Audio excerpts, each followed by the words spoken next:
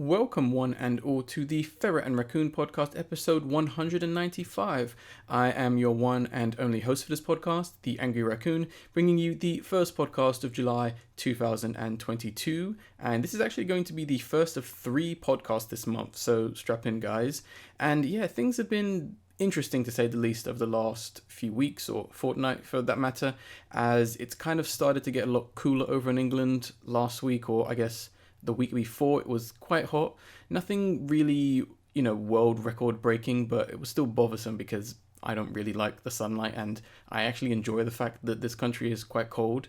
And I guess I should mention before we properly get into things is that I may sound a little bit different. That is because I'm recording quite early in the morning, or earlier than I usually record. So yeah, I might be a bit off in some regards because it is early.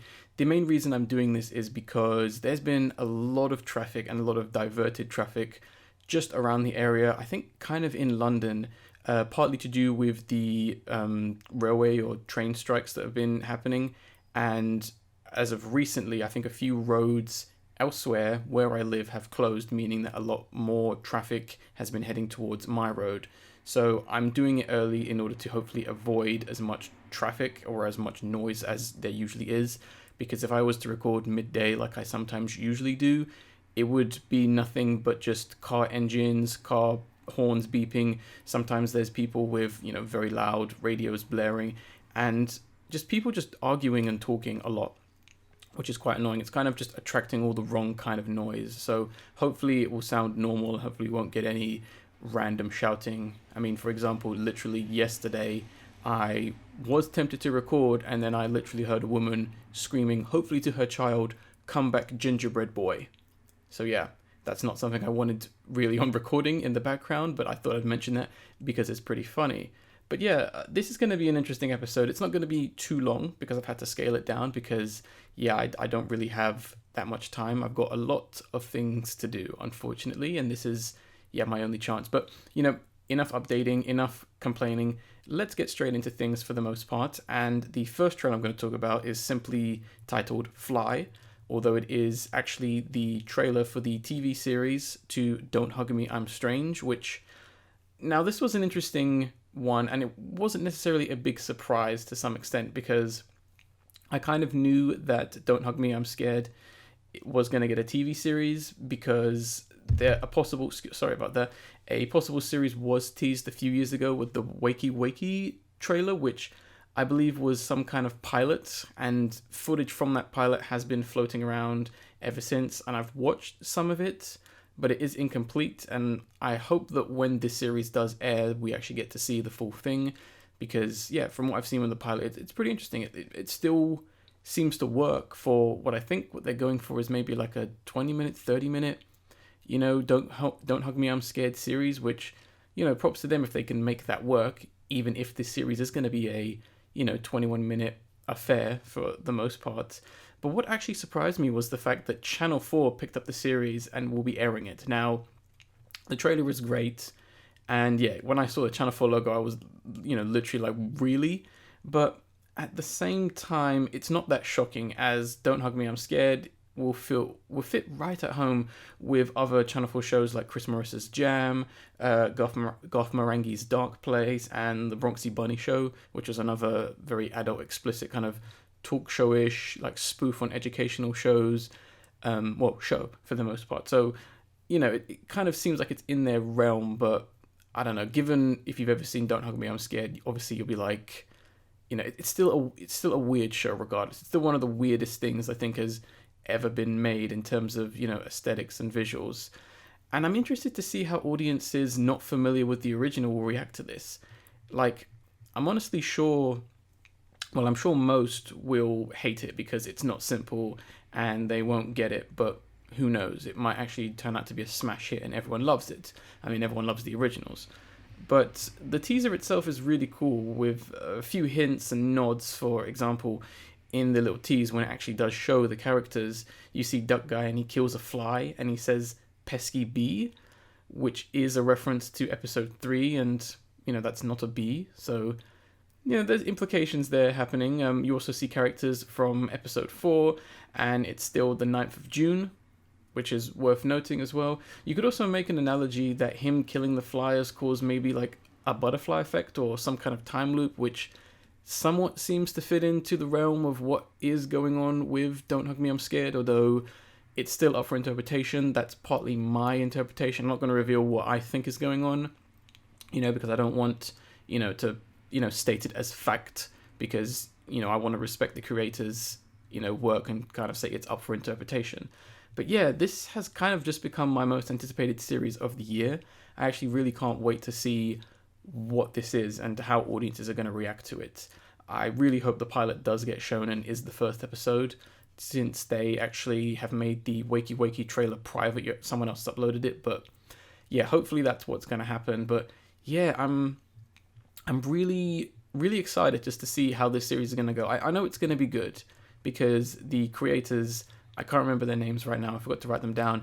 The creators have worked in the realm of TV. They did a, episode for The Amazing World of Gumball. If you've not seen it, definitely check that out, because it's really well done, and it's just a testament to their skill and talent and how they can essentially move from something as short to, YouTube films to television and still have it work and, just still make it work. But yeah, I will leave a link to the original series if you haven't watched it, so you can get caught up. And yeah, moving on to the next trailer and sticking with horror, we have Barbarian. I believe that's how you say it. This one's...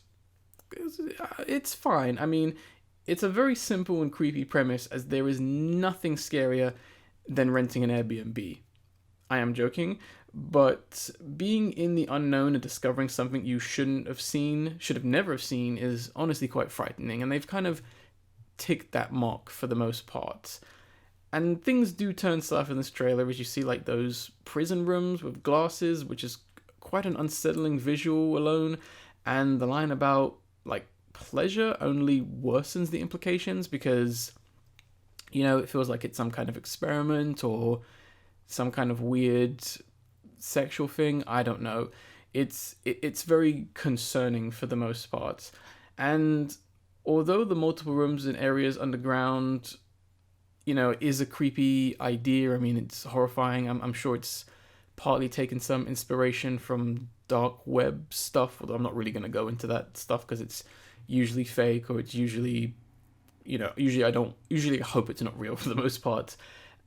Yeah, it's a little bit far-fetched that a single house or a single person can house all these rooms. Like, is it a secret government thing? Like, if so, I feel like the twist is going to get really, really dumb to some extent, because, yeah, once again, it is quite far-fetched that all these rooms are underground, and it's, the only way to get to it is just this one little house. And I know they mentioned in the trailer that I think the guy who was staying there, he kind of alludes to the fact that, it's not a good neighborhood and you don't really see anyone else. So yeah, it does feel like maybe they've looked at Jordan Peele but not really understood the appeal of Jordan Peele for the most part, but it could be good. I thought it was interesting in terms of a very simple premise, and hopefully it just stays as a very simple premise that hopefully goes to good places.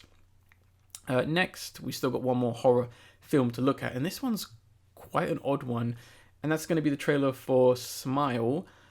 Now, it's trying a little too hard to be scary or wants to be taken seriously, when the gimmick of your rule-based horror film, much like The Ring or The Grudge, or in more recent years, I guess, The Bye Bye Man or Candyman, to use modern-day references, is, people smiling. That's the gimmick. Sure, that can be creepy as a one-time visual, but when that's all you have to show, the effect is lost, and it is a stupid visual for the most part. It doesn't look great, and it's hard to tell, given the trailer isn't in the best of quality. It's hard to tell if that's actually people smiling. I'm sure there's some level of effect on it, or CGI to kind of give them that really creepy smile, but they haven't gone too overboard. They're not like properly grinning, and it does have some sense of this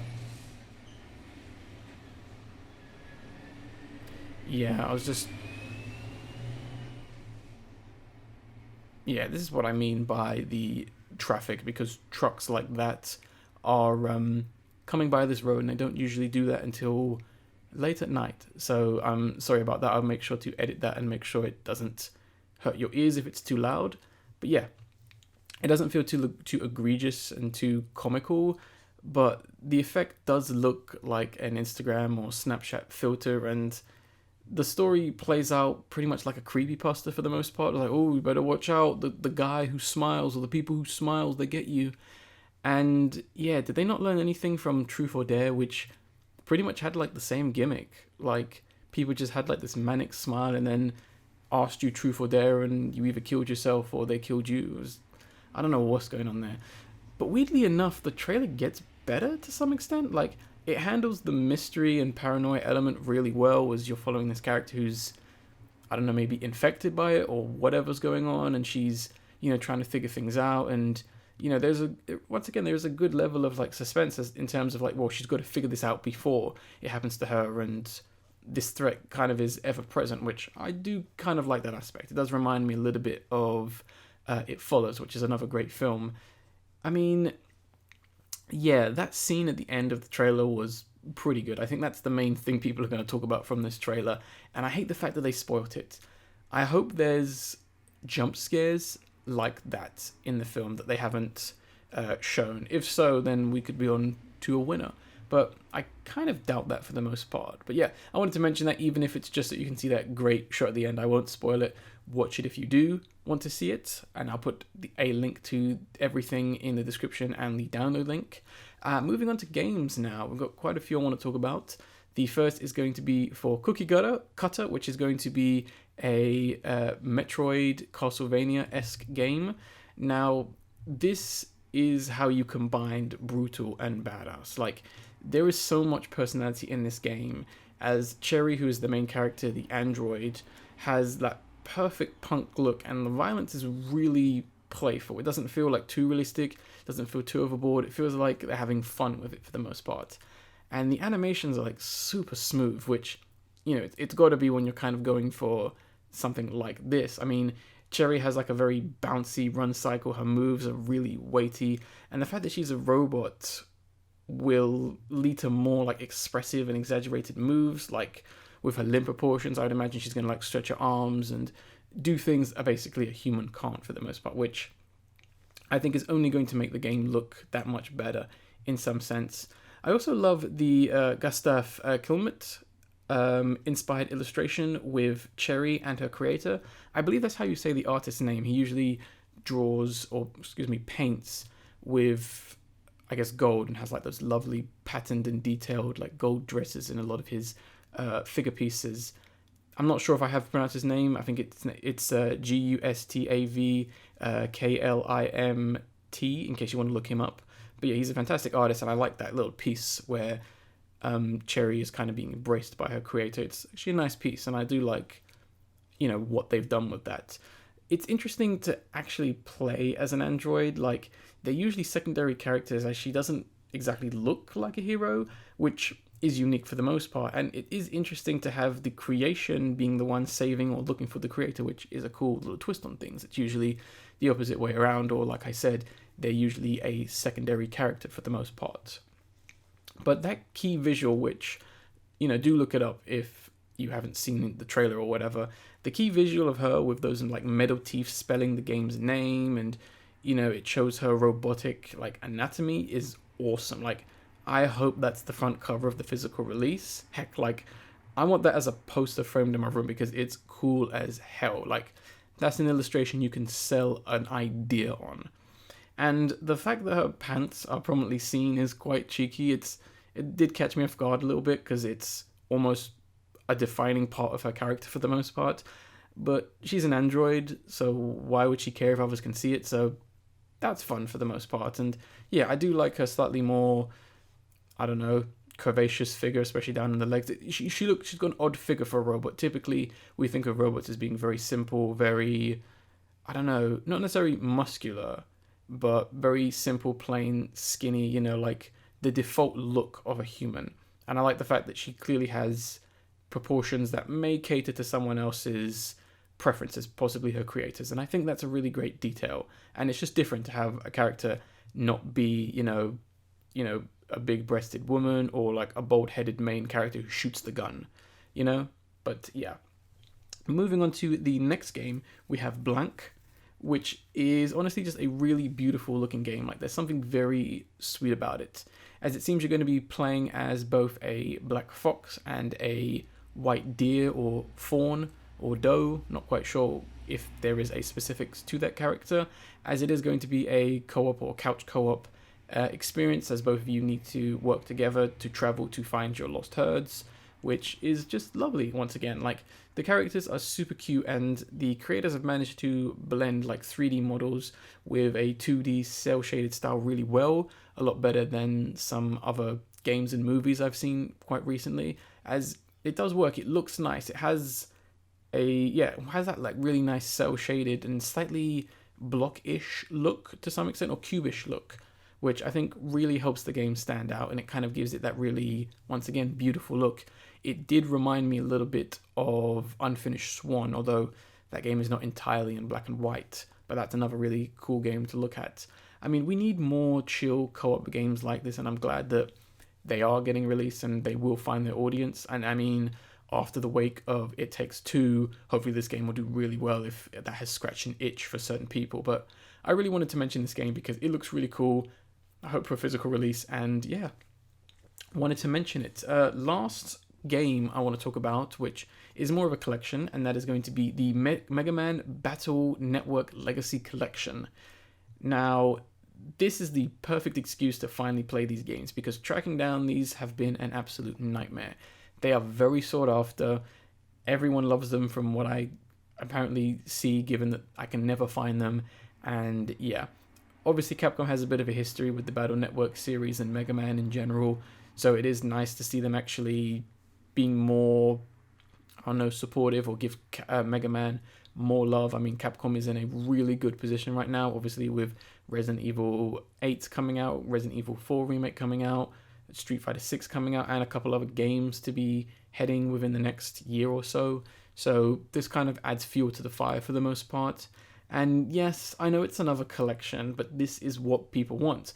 They want to play these older games. They want to have them all in one place. I mean, give me a HD collection or remaster over an unwanted and unneeded remake any day. And honestly, the best part about these collections is that they're cheap, or they should be for the most part. Like, unlike other remakes who charge extortionate prices based on franchise hype, Sony, yeah, this game has a lot of my favorite designs from the Mega Man series, like Roll EXE, which I think I just love that design to her, or redesign of her character. And the high resolution filter option is a blessing, and honestly should be a standard when it comes to these older games getting ported or remastered. But yeah, I actually can't wait for this. I'm really looking forward to it. This is the second, collection that Capcom is releasing this year, next to the fighting game collection, which had like Red Planet and a couple other Darkstalkers games in there. So Capcom doing the Lord's work right now. This might be their year once again. Obviously, Resident Evil 8 DLC, so I don't know, might be their year right now. And yeah, that's going to bring us to the discussion of this podcast, which is going to be slightly quicker because, well, I should say what it is before I go into details. It is going to be the best and the worst of 2022 so far. I was going to talk about more negative things here as well, but I'm actually in a really good mood, and I've kind of already talked a lot about some of these more negative things, much like the war in Ukraine right now. And I kind of want to focus on some more positive things and kind of just discuss why I enjoy them quite briefly, in case you haven't checked them out, because I do recommend all these things, even though I have some nitpicks and negatives towards them. But yeah, let's go through just a few really quick. So the first one I want to mention is The Bad Guys. I still love this film. Well, why wouldn't I? Highly recommend it if you haven't seen it. Despite it technically not being the strongest film this year, it's still actually one of my favorite films.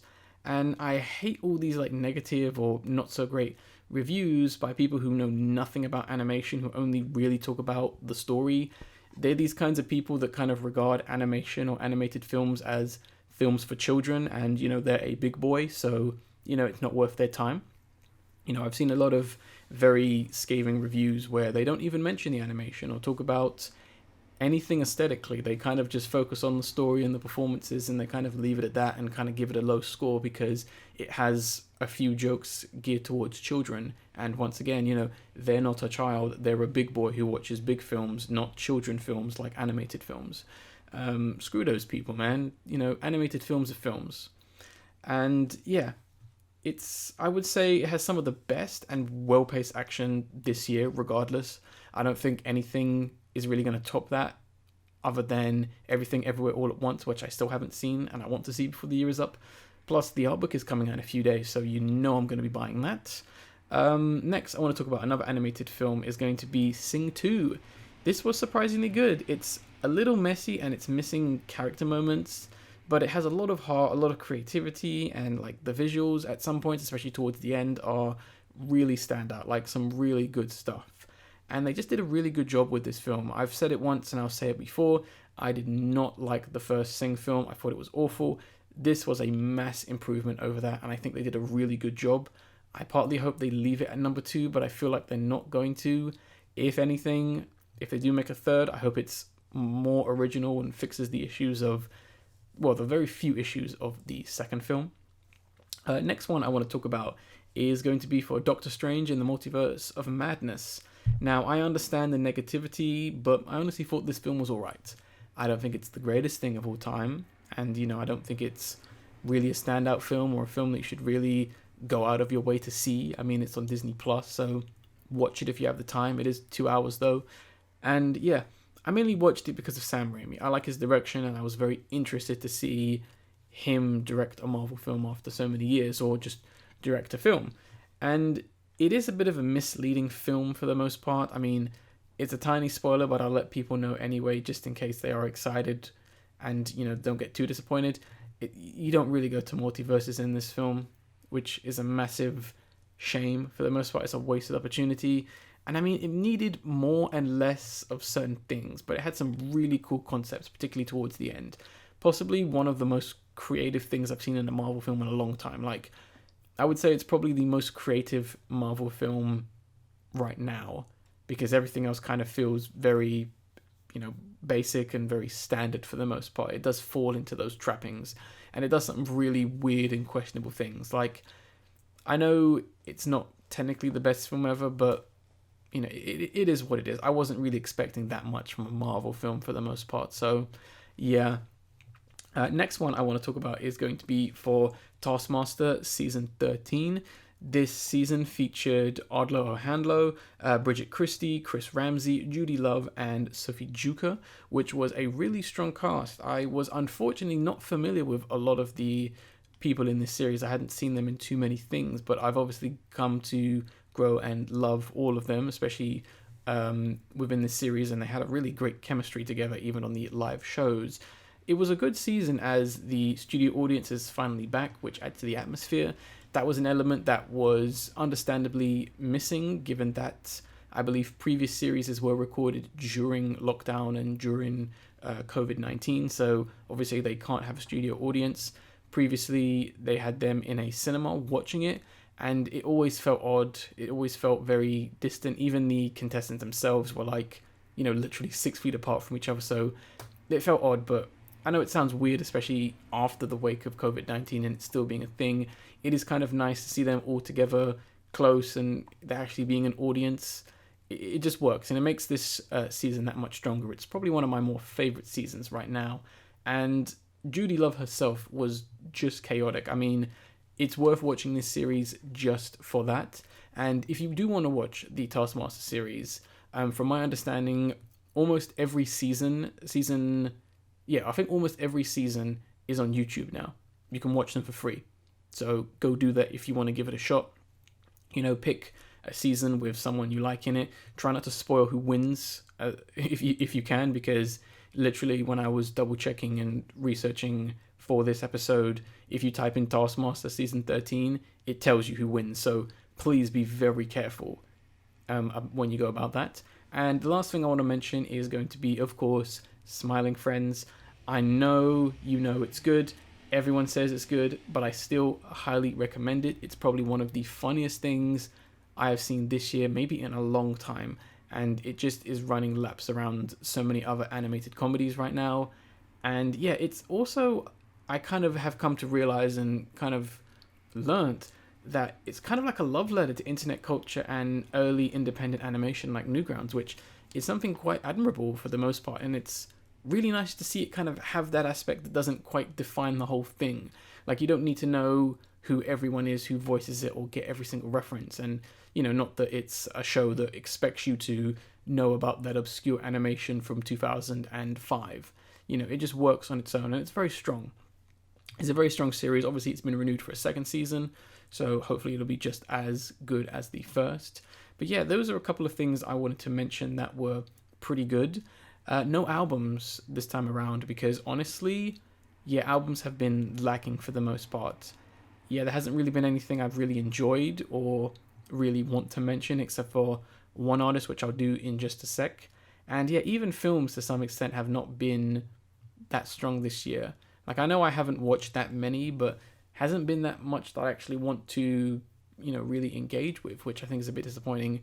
It is a very weak year right now, which is a bit sad, because usually, given all the rubbish that happens around the world, it's usually the media that kind of is the things you remember and the things that, you know, you'll enjoy, and it kind of distracts you from that to some extent.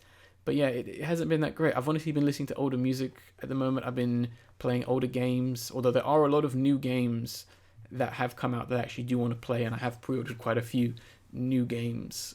And yeah, hopefully I'll be talking about those on the in the podcast leading up to the end of the year podcast. But yeah, that is pretty much going to wrap up this episode. It is short because, like I said, I am a bit rushed for time. I am a bit worried about the traffic, and yeah, I wanted to keep this podcast as a nice, cool, I guess, standard time, I guess. I don't really know. I don't really set out to record them in a certain length. I kind of just do whatever comes to it. And yeah, there was some weak trailers. Like, literally, the trailer for Barbarian, there was another film that roughly has the same plot. I can't remember its name because I cut it. But yeah, there is another film that came out this year. It was it's starring Winona Ryder. Yeah, so if you just look up the new Winona Ryder film, it has something to do with The Night is in the title. It literally has roughly a very similar concept to Barbarian, in that people stay in an Airbnb and something happens, which is just weird to me. It's just bizarre. It's really worrying when you see the lack of creativity, especially in two films side by side that have literally dropped their trailer just like that. But I digress. The video of the episode is going to be something music related, and it is going to be Denzel Curry, the Tiny Desk concert. This is a 19-minute little set that him and the band he did, I can't remember their name, and it's really nice to hear him rap or kind of do more spoken word singing, rapping, rhyming over some of his more well-known and newer songs with a slightly more like cool and down-tempo, slightly jazzy instrumentals, which is really nice. If you have never heard of Denzel Curry, this might be a good way to get into him, especially if you're maybe not so much a fan of rap. But I think this is a really good set, and I wanted to mention this because his album, See Your Future Melt My Eyes, is actually one of the stronger albums this year. So I'm going to leave you with that video. Hopefully you enjoy it. Hopefully you listen to the album. And yeah, I will end this podcast like I always do by saying I was the Angry Raccoon, and I will see you on the next podcast.